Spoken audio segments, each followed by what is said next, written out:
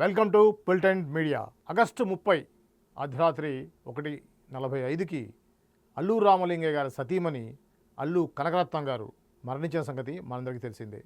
అయితే అందరూ కూడా అల్లు అనగానే గుర్తొచ్చే పేరు ముందుగా అల్లు అర్జున్, తర్వాత వాళ్ళ నాన్నగారైనటువంటి అల్లు అరవింద్. నిజానికి అల్లు రామలింగయ్య గారే ఈ యొక్క టోటల్ ఫ్యామిలీకి కూడా ఆయన ఒక మహావృక్షం లాంటి వ్యక్తి. ఆయన ద్వారానే ఆ కుటుంబం చిత్రసీమలో ఇంత దిగ్విజయంగా ముందుకు పోతుంది.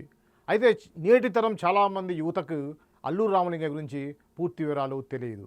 ఈ క్రమంలో ఈ యొక్క ప్రత్యేక కార్యక్రమంలో అల్లు రామలింగయ్య యొక్క జీవిత విశేషాలని తెలుసుకుందాం. జీవిత భాగస్వామి కనకరత్నం. అల్లు రామలింగయ్య పిల్లలు అల్లు అరవింద్, నవభారతి, వసంతలక్ష్మి, కొనిదల సురేఖ. సుమారు 1030 పైగా సినిమాల్లో కమెడియన్గా, విలన్గా, క్యారెక్టర్ ఆర్టిస్ట్గా అల్లు రామలింగయ్య ప్రేక్షకులను అలరించారు. ఆయన జీవితాన్ని గురించి తెలుసుకునే ప్రయత్నం చేద్దాం. అల్లు రామలింగయ్య 1922 అక్టోబర్ 1న పశ్చిమ గోదావరి జిల్లా పాలకొల్లులో జన్మించారు. ఆయన తాత అల్లు సుబ్బరాయుడు ఆస్తి సంపాదనలో ఉన్న కాలానికి అనుగుణంగా వాటిని పోగొట్టుకున్నారు. అంతే అల్లు రామలింగయ్య ఆ కుటుంబంలో ఆ ఆస్తిని తిరిగి సంపాదించేందుకు ప్రయత్నించాడు, సంపాదించారు కూడా. చదువులో వెనుకబడిన నటనలో మాత్రం ఉన్నత స్థానానికి చేరుకోగలిగారు. నటన నుంచి మొదలుకొని సినిమా వరకు ఏ క్యారెక్టర్ ఇచ్చినా అద్భుతంగా నటించేవారు. అల్లు రామలింగయ్య మొట్టమొదటిగా వేసిన పాత్ర ఏదైనా ఉందా అంటే భక్త ప్రహ్లాద్లోని బృహస్పతి వేషాన్ని వేశారు. పెద్దగా నటనపై అనుభవం లేకపోయినప్పటికీ కొద్దిపాటి టాలెంట్ తోనే వేషాన్ని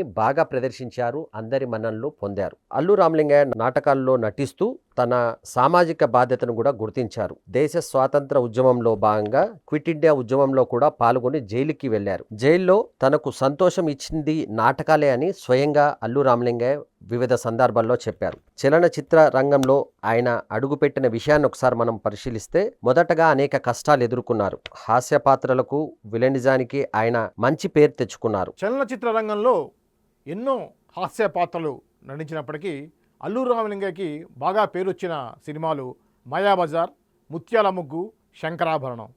ముఖ్యంగా ఆ కాలంలో కొన్ని పదాలు ఆయన సృష్టించారు. వాటిలో ముఖ్యంగా అప్పం అప్పం, ఆమ్యామ్యం అనే పదాలు అల్లు రామలింగయ్యకి ఒక పేటెంట్ లాగా అనుకోవచ్చు.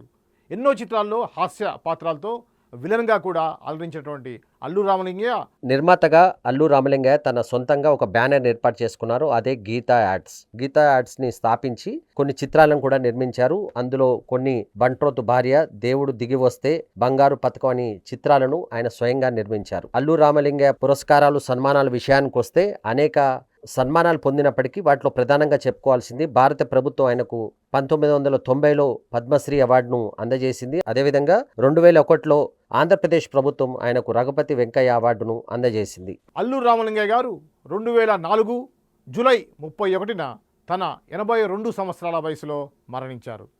అయితే తన అల్లుడు మెగాస్టార్ చిరంజీవి, కొడుకు అల్లు అరవింద్, అలానే మనవడు అల్లు అర్జున్ సినిమా ఇండస్ట్రీలో అగ్రస్థానంలో వెలుగొందుతున్నారు. నిజానికి అల్లు రామలింగయ్య జీవితంలో అతిపెద్ద సంతోషం, సంతృప్తిని కల్పించే విషయం ఏంటంటే తన కుటుంబ సభ్యులందరూ ఉన్నత స్థానాల్లో ఉండడం. హాస్య నటుడు అల్లు రామలింగయ్య జీవితంలో అంకిత భావం, ధైర్యం మరియు ప్రజలకు ఇచ్చిన నవ్వులు చిరకాలం గుర్తుండిపోతాయి.